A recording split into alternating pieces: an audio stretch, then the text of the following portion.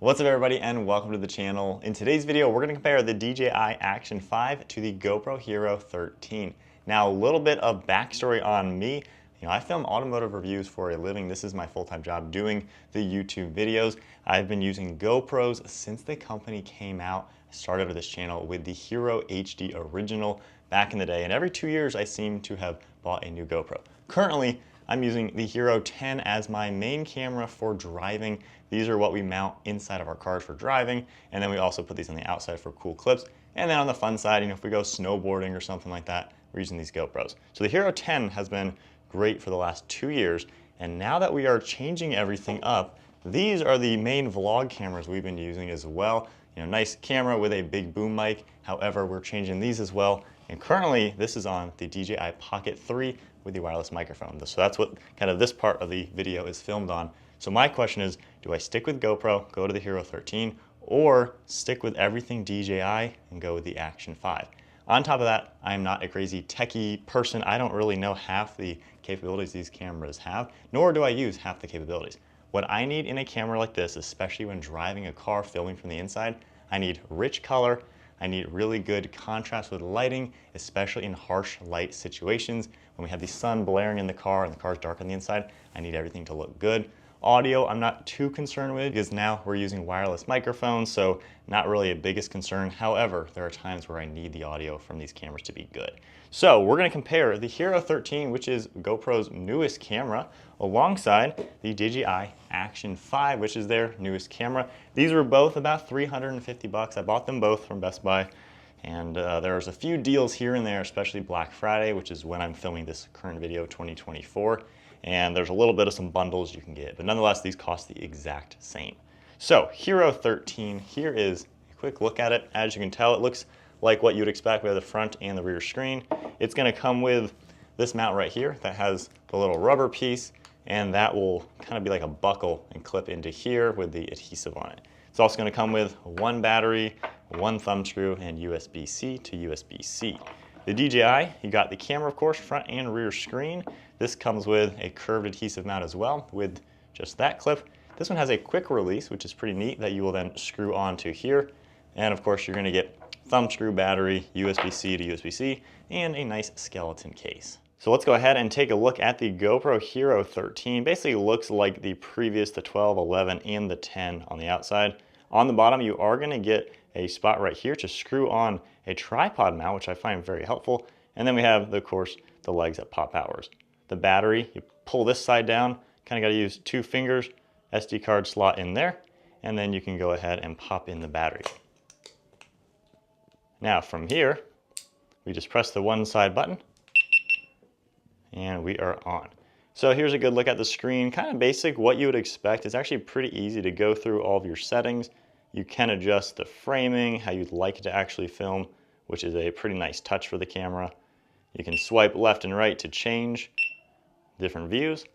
And then we have settings right here where you can really go crazy. 4K 60, you have 120 frame rate, 1080 of course, you can go up to a 240 frame rate. Different lenses, of course the hyper smooth, we have all of that. And then all sorts of other settings that I don't really dive into quite a few of these. I just kind of keep them on a standard automatic, and that ends up working out pretty well for our types of videos. Of course, has the auto rotate and everything like that. And then we have a front screen that you can see that shows you everything you need to see on the camera. Moving on to the DJI Action 5, very similar shape camera, of course, front and rear screen. The screen is a little bit larger. We have this magnet design on the bottom, so there's no legs or anything built in.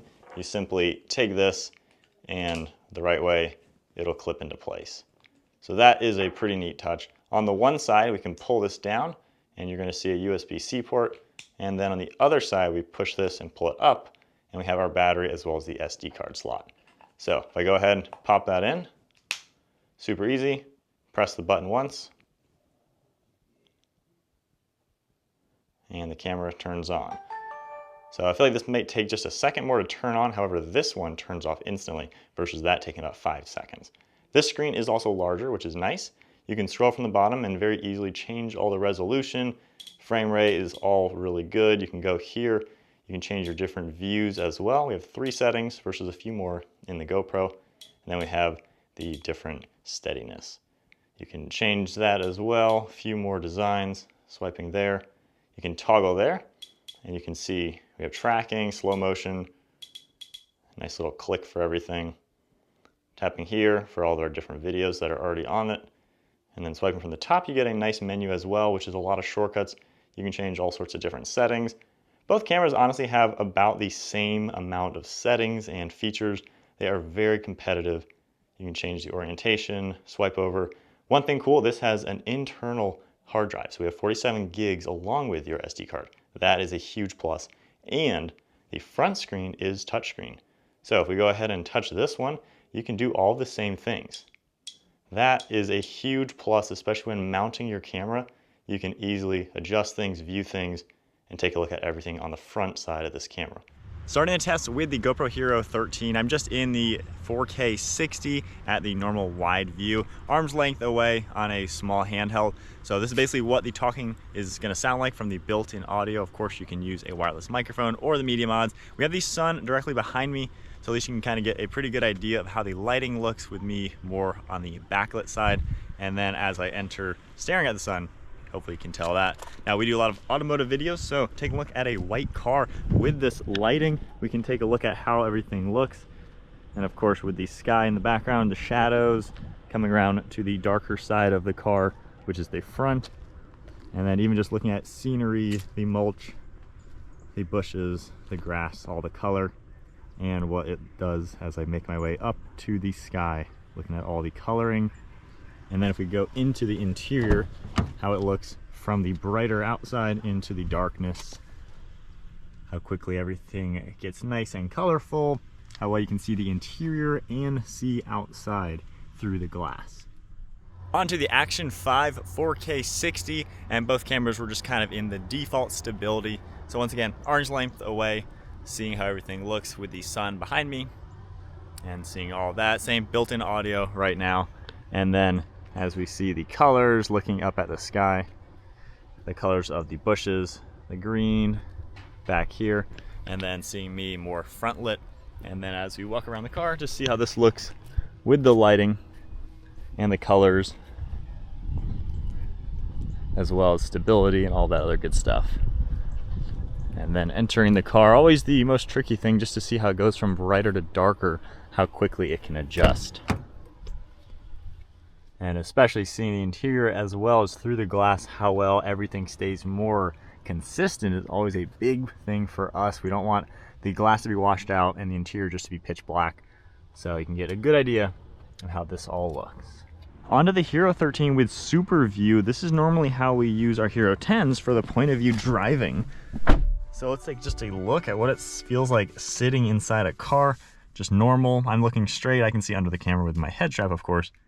So just take a look at the distortion, if any, kind of how everything changes. And then if I'm looking, maybe closer at some buttons or something, how does it look looking down at the darker and then out through the windows?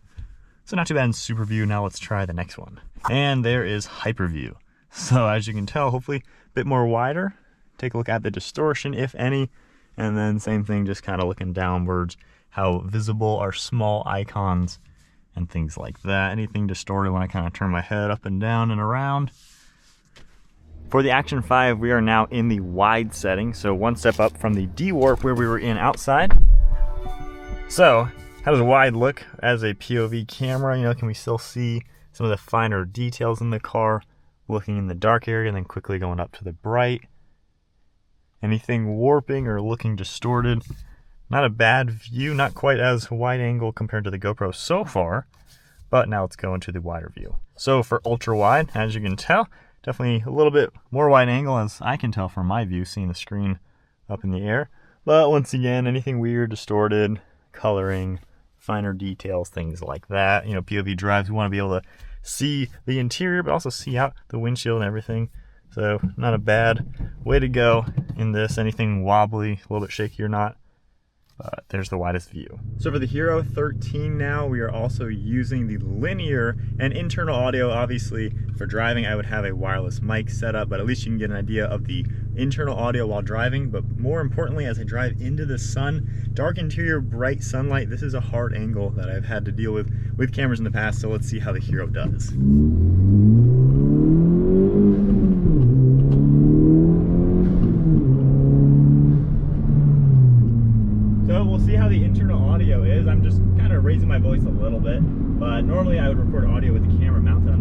here facing me, but it's nice to have a secondary just in case. Every now and then something might happen.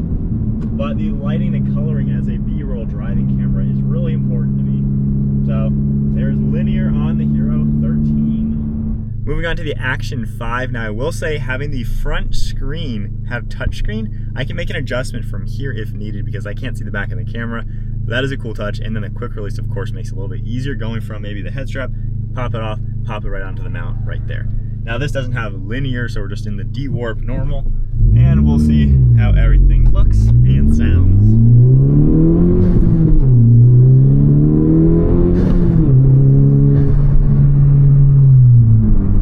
So hopefully with talking, you know, if I had to use this audio, just the raw audio without the microphone, you know, can you hear me fine? Do you see the colors? Does the dark dash, you know, look too dark against the brighter front area with all of that I'm driving? Next up, let's do some low light. So we're in the garage with the lights off. Let's see how it does when you go into a darker area. So looking at the bright car, I saw a little bit of fuzziness.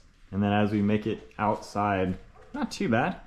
Just kind of bright and cloudy today, so nothing too crazy.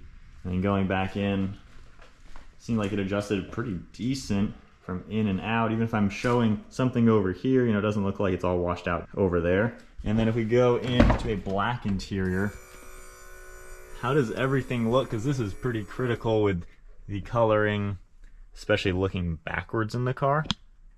From the screen, it doesn't look all too bad actually, looking into there. And then how about looking at me with the bright background and then flipping on the lights right here. And this is on linear too, just to make it not as distorted. That'll be an interesting view, how that all looks. So for the Action 5, same thing, I'm just in the normal setting and then looking at the car, and I'm in the D-warp wide angle. So going out to the brighter, might just be a tad extra sunny now with the sun, but going back in with everything dark, how everything looks, especially on the bright colored car. If I'm doing something over here, you know, does all that mess it up? And then into the dark car again. That does seem pretty bright in here. Not too bad looking backwards. You see a little bit like that circle on the screen on both cameras, I noticed. So not bad looking at the dark. And then looking at me again with the brighter background, how everything looks. And then flipping on the lights, yet again how everything looks. So after some test footage to test out how these action cameras work, I made a list of basically the pros of each of them. I do have a longer list of pros on the Action 5. So pros, it has built-in storage. There have been multiple times where I forget the SD card or the SD card gets full. Now I have a 64 gig SD card in here, which is what I've used in the Hero 10s. Never really have an issue, but you never know. So to have built-in storage, that is a cool touch. Front touchscreen, that is really nice. When I have these cameras mounted, you know, there's a lot of times where I need to change a setting and it's a pain in the butt to have to unmount it from the glass, change it, remount it, or use a thumb screw or something and take it off. I can just tap it and very quickly navigate my way around adjusting this. The quick release is really cool. I think this is a pretty neat design. The one thing, it does have different polarities. So if it's not right, it does not magnetize. So it has to be correct. And then it does that. The cool thing with this is the fact that it's so darn quick. Now there is one drawback, the fact that there is extra height, especially, you know, you have to use that to mount this on anything. I would like the Action 5 to have the screw hole in the bottom, because when I mount this on a handheld, right there, I can just screw this directly onto something. This, I would need the quick release and a tripod adapter. So I would need two things to mount this on a tripod. But I guess the best way to do it is get an extra one or two of these, have these already mounted on your tripod, your suction cup, your head strap mount. That way everything is just quick release every single time. So I do like that quite a lot. Still wouldn't mind if it had the tripod one. The case side mount. So the case it comes with, not really crazy durable or anything like that, but it's got a mount on the side for the quick release. So you can easily mount this vertical. That's a cool touch, especially when we're doing exhaust clips or something. With the GoPro, you're gonna have to have extra extensions. On top of that, it is better in low light. I found with the camera test, this seemed to do a really good job in darker situations to where it really did nicely in the low light. With that, it had better in-car contrast. So when this was mounted on the side, I feel like it viewed the interior with really good lighting and it wasn't crazy with harsh lighting. So when we have the sun peering in through the glass where we're lit up by the sun, the dashboard is dark. A lot of times with my Hero 10, there's a big contrast. You see the darks and the brights and it doesn't look perfect. This really combats that high contrast situation very nicely. This has better audio as well, significantly better. The audio built into this is pretty darn good to where if I had to use it, I wouldn't complain. I could do a few minor edits while editing the video and this would do just fine. Now, pretty much everything, we're using the wireless mics, which both cameras are compatible with the DJI wireless mic or other ones. This also has the larger rear screen. It's not a crazy amount, but it fills out the whole bezel of the camera, so it does make it a little easier navigating the screen, and it weighs a little less. So, quite a few pros on the Action 5. GoPro Hero 13. The built-in legs and the tripod mount all being built in is a great touch because you can never lose them. My tripod mount, I always lose. I don't know how, I always misplace it. I'm always looking around my office, the cars, my camera bags to try to find that little piece. The fact that this is all built in, you're never gonna lose them. The media mods, so GoPro has a lot more modifications and accessories you can pile on to the Hero 13. For DJI, you basically have a charging grip that you can record. That's about all you get. You have microphones, lighting, extra grab handles, things like that. There are a ton of different media mods to make this kind of a one camera that can do everything. So that is pretty neat to see that type of accessory lineup. With that said, DJI has obviously a lot more cameras, the Pocket, the drones, so they might have a wider variety. With that said, the coloring, I felt like the GoPro's color was a bit more rich, especially looking at the blue Audi in the garage. This really looked glossy and shiny. It looked very rich in color. The Action 5, I'm gonna have to dive into more settings. It seemed a little fuzzy to where it didn't quite have the richness. The colors of the cars didn't look glossy and smooth like the GoPro.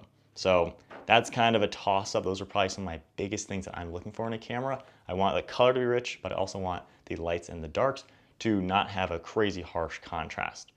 Last up, the wider angle lens. Now the hyper view, very distorted. That's not something I would use for the point of view. That looked really weird for sure. The super view, I think, is the perfect POV. It looks really good, doesn't get crazy distorted. That's what we use on the Hero 10s right now, and that's great for the point of view drives. The Action 5, I think, still did a good job. It's wide. It is basically the equivalent to super view on the GoPro. The GoPro's wide is kind of the standard D-warp that you see on this one. So the fact that you can get different angles of this, I think does make for a good thing, especially with all the extra lenses you're able to add. So ending thoughts, which one do I think is better, the new DJI Action 5 or the new GoPro Hero 13? I think the win is going for the Action 5, particularly because the audio is really good, it weighs a little less, it's easier to use with the larger screen and the front touchscreen, and I feel like this does a significantly better job in harsh lighting, which is really important. So if I can just tone the colors a little bit on this to make the colors a bit more rich, this is a win for me. Now again, I have been using GoPros since they came out. Between my brother and I, we've had probably 22 different GoPros in the last 10 to 12 years. And I bought these both, so this isn't sponsored by DJI or anything. I paid my own money for each camera, so now maybe we'll either see if I can return this or sell it. I guess we'll see. It's a great camera overall. I don't think you'll complain with either one. Just for my particular application, the lighting is the biggest thing that I have had challenges with the Hero 10. And I feel like this new Action 5 is solving that. But there you guys go. If you enjoyed the video, give it a thumbs up, hit that subscribe button, and stay tuned for plenty more content as I now, I guess, have converted everything to the DJI brands. Seems like they are taking over, and GoPro might not be the king it used to be for the last decade. Still a great camera. Action 5 is the win.